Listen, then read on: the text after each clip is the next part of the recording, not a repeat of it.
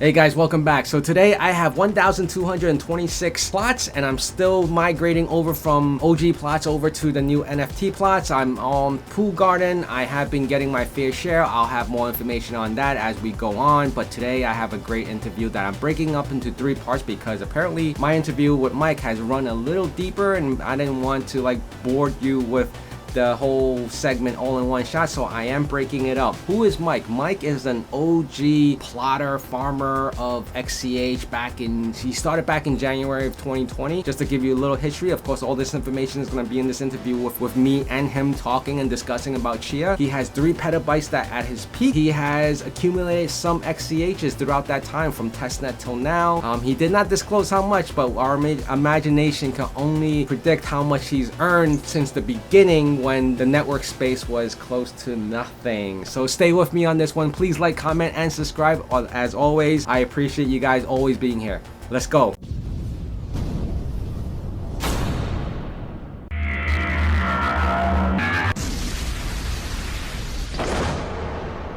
Hey Mike, so how are you? I'm happy to have you here, and I know that you are somewhat of a Chia fanatic. So can you introduce yourself and explain how that came about? I wouldn't call myself fanatic, but I guess I'm one of those original gangsters. Yes. If anyone is wondering about the OG term, let me start from the beginning. I came across Burst. I was like, oh, let me try this Burst. At the time, I was working in HPC in storage. I wasn't a big fan of running a lot of GPUs, so they're producing a lot of heat and they're very hard to buy and it's expensive. And I already had a bunch of hard drives lying around. So I just tried Burst. I bought some more hard drives and tried some harder and it didn't work out for me. I did mine a bunch of Burst, 5,000 Burst or something. When you learned about Burst, and at which point and how long ago did you get into Chia? So, I mean, I tried Burst maybe half a year and then I was like, that doesn't work for me. And I was doing some research and I came across Chia. But at the time, the website didn't have much other than a paper or two, I think, and some dates about when there would be some competitions about implementing some of the code. And I just kept returning to that website like once a month. I had it open on my phone, like a tab that I would, whenever I came across, I would refresh it. So let me ask you this. So you came across Chia and it got you interested and it got you getting into it, right? There was also this idea, if you really want to be successful with something like that, you have to be around when it's launched. I was like, I'm going to try to be around when Chia is launching. So that's my point, because you get a lot of people coming on board now. They focus a lot on the pricing. Now, obviously, you started way in the beginning when there was no such thing as a pricing on Chia. There was only, I knew Bram, Cohen, BitTorrent. I was like, this is going to be good. I just made up my mind. This is going to be successful. I'm going to invest time and some money. You put in time and money from the very start. Is it safe to say that you started in February of 2020? January. So January 2020. It may have been around my birthday. I came across the website and there was an alpha release. I'm like, I'm going to try it. So now I'll have to point that out to my viewers, because now for someone to start in January of 2020, no value, you put in the time. How much money did you spend? Oh, not much at the beginning. Not much in the beginning. Okay. Through my work and through my passion for computers and things, I already had a 10 gigabit Ethernet running 200 terabytes or so on storage. Some of it was Burst related. The other half is for my wife to store videos. And you started in January. How long did a plot take? Because obviously there was no Mad Max back then. Oh my, this was very, very painful. At the beginning, it took me a while to come across that you needed to do case 30s. So started to plot some case 30s. They produced also 2 terabytes of temp rights, knowing that the file is the K30 is a lot smaller. So, it's only 25 gigabytes, one K30. So how much storage did you actually start off with? What you said, 10 terabytes or was there more? So for the testnet, I plotted maybe 30 terabytes. 30. Okay. Until we all found out that it's really bad to your SSDs. This was a big surprise, say maybe around April 2020, when the whole Keybase community started to talk about the temp rates. I did quite a bit of research into how much it is. A K32 was over 6 terabytes of temp rates at a time. And this has actually influenced quite a bit the strategy on how I built my plotters in the early days. Is that some of it behind you right now? Those are farmers. Farmers, look at that. I have 15 bay HDDs, and you can install pretty much any ATX compatible board. With some imagination, you can even install a 280 millimeter liquid cooler. Right. So you've been on this for a year and a half now, from January to now. It's like 6 months. We're 6 months into the new year, so a year and a half. Yeah. You went from 30 terabytes to how many now? How much space are you, or have you at your peak? It's at least 30. It's at least 100 times as much. 100 times as much. Yeah, wow. So it's a couple petabytes. So that had to have a cost with it, because that couldn't be free anymore, right? I had also because no one has that extra space to lying around. and I was actually one of the guys that was always, I called people crazy if they ran a petabyte of storage in the basement or under the desk. That's what Bram called people. Yeah. Because I worked very big with storage, and if one of my clients had a couple petabytes of storage, this was very expensive. But I think the nature of enterprise storage that you use in a business is a lot different. You care a lot about resilience, availability. You don't want to lose any data. There's a lot of redundancy in there. As with Chia, you don't need any of that. So having a petabyte of raw storage is something that's easier to achieve versus having a petabyte of, say, 79 types of storage. You need a lot more to achieve that as the safety. You showed us your farmers, they're very in tandem. They all look to be the same model, same setup. This wasn't always like that. I mean, my farm originally was mostly handmade. So I built my farmers with parts from Home Depot, USB hubs and PCB boards, and one last reliquium is still running. I call it Franken Farmer. It's this 32 hard drive farmer thing that is also, you can look at it on the wiki page. It works, but it needs at times it needs a lot of babysitting. You need to be careful. You can't just move it around. What is your current situation now? I know, from a year and a half ago till now, which pooling just came out recently. So you had all that storage, you were plotting, and you were farming. And in the early days, we didn't know that K32 would be the plot size. And there wasn't even a filter for the ones that know what's the Chia filter. There's no filter. We were actually pretty concerned about the amount of files that you would store on a disk. So I kept my disks pretty small. So my first 100 disks, they were all in the dimensions, in the capacity sizes 3 to 8 terabyte, because I didn't want to have too many of those K35 disks, right? You were asking how have things moved? I have gotten rid of all the smaller disks. I've tried to get a lot more efficient as per power. So running 10 watts for 3 terabytes or using 10 watts for 18 terabytes, that's a huge difference. I have removed most of my small disks. I've sold already 60 or so of 8 terabyte drives on eBay. Those are small, 8 terabytes. Those are small drives. They're pretty small.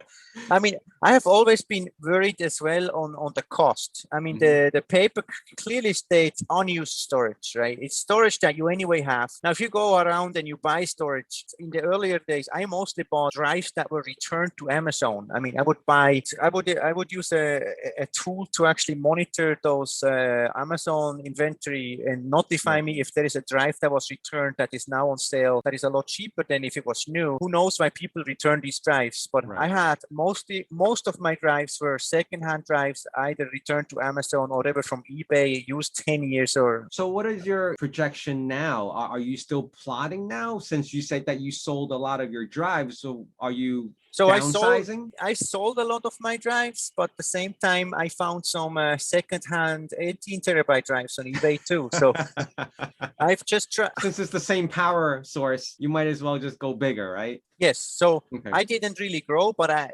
overall it became more efficient. So I use less power to run the same amount of farming. This is something that's going to become very important, especially, I mean, now the price was under pressure again. You want to be as efficient as you can. I'm not running an air conditioner, for example. So I'm trying to get around with fan. So I have installed fans in ways that it creates a bit of a circulation. I'm sure others have too, but I don't run an AC. I do plot some capacity. I'm creating pool plots right now, replacing some of my existing plots, but it's it's not running during the winter months. I can run it at full speed. Right. How warm is that temperature now in the room that you're in? You're saying that you're not running. I think it's comfortable. The Okay. beach is missing. The palm trees. I would say maybe 95 Fahrenheit or so. It is warm. It's comfortable. It's not too bad, but it's also not too nice the last couple of days here. Got it. Yeah, I do creating some pool plots right now. You are? Okay. So you still have a lot of OG plots that you're still self-farming? Oh, mostly. Mostly? No, I've actually switched to an OG pool last week. Okay. And which one is that? Are you using little advertisement for the Foxy pool? Foxy pool, yes. I've been having problems. I tried once. I'm gonna admit that I didn't go full steam and try to get it to work properly. I saw a couple other OG farmers on there in the leaderboard. So I think how's that paying out for you? I mean, like, you know, with all the plots that you have, and it's not going to be more, you know, as long as you don't win a block, it's going to be less because you don't get these 2.5 farming reward. Those are not distributed, right? It's a regular steady transaction since last Thursday. And it also helps to be comfortable that everything is working. If you have like a 7-day thirsty phase of no block one, you're starting to wonder if everything is right. You may start to restart your stuff. And while you're restarting, you might miss that block, and then it's gonna take you know what? I've never gotten to that point yet, down to the second. If I restart or if I pick out a drive while I'm working on the machine, I never felt like, oh, that was my opportunity that I might have won. I never looked at it that way for whatever reason, but I know a lot of people do, and they're very fearful of that. Do you think that's realistic? Do you think that because you do a restart that you could have won during that no, only if in fact one of the services really wasn't working. Okay. But I mean, I'm a Linux guy and know nothing about the Windows side of farming and plotting. So on Linux, you can actually look at the processes. Sometimes they're defunct. You have to restart it. So you can observe your log file. You see proofs still found. But there are these moments where you just don't trust your skills. Like, I'm just going to restart the box. Pooling actually helps with that sensation because there are these points that are collected and all this stuff. You have a very constant feedback that things are farming and working. I appreciate that. So you're using that to utilize your OG plots. Are you going to keep it that way, or eventually you're going to transition all the OGs over to the new NFT plots? I mean, I'm plotting at a low pace, so it will take me half a year or even more. You're not doing it extremely like, I gotta get rid of it. Because then I would have to run an AC. Okay.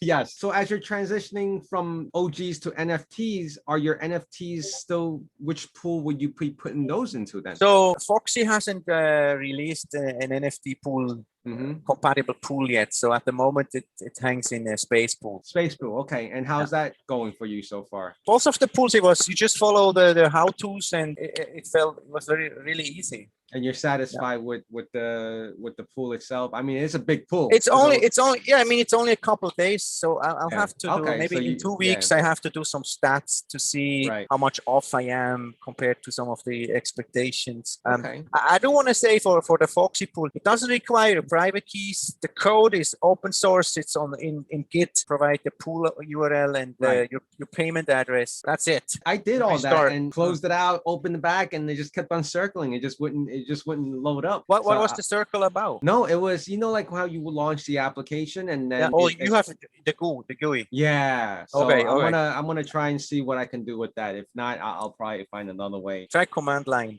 Yeah, I will. I definitely will. Like I said, I didn't really dive deeper into it. What is your, I know you've been doing this for a year and a half. So let's just say you transition from OG to NFTs, all your drives. What are you gonna do then? Are you just gonna let it sit and just X amount of years? I will probably think of more ways to just make it more efficient. There's some farmers, they had a big plan. They bought the server, a couple JBots, or they already had that equipment from burst times. I was very piecemealing it. I already had 2 computers, but they had only 1 disk. So I made it full with disks. And then at some point I decided, I'll buy another computer. And then I put it full with disks. Very piecemealing. It creates a lot of time. It just needs a lot of babysitting. If one box goes down, not your entire entire farm is down. So there's Correct. pros and cons to the approach. Correct. But I will probably work towards simplifying the architecture a bit, time consuming to maintain. All right, so you're gonna make it more efficient. You're swapping the lower capacity drives with the higher capacity drives since they use the same wattage and voltage and all that. Yes. The machines itself, meaning the servers, the farmers, the harvesters, you're not gonna put more. You're just gonna utilize whatever. No, I'm not. No, I'm actually also out of capacity from a power point of view. And a power point. Okay. Yeah, and a power supply. Yeah, I have 320 amp outlets Wow. dedicated. So you're not fully used. Right. But it's getting there. It can get there easily. I don't want to use more. So how many machines do you have right now?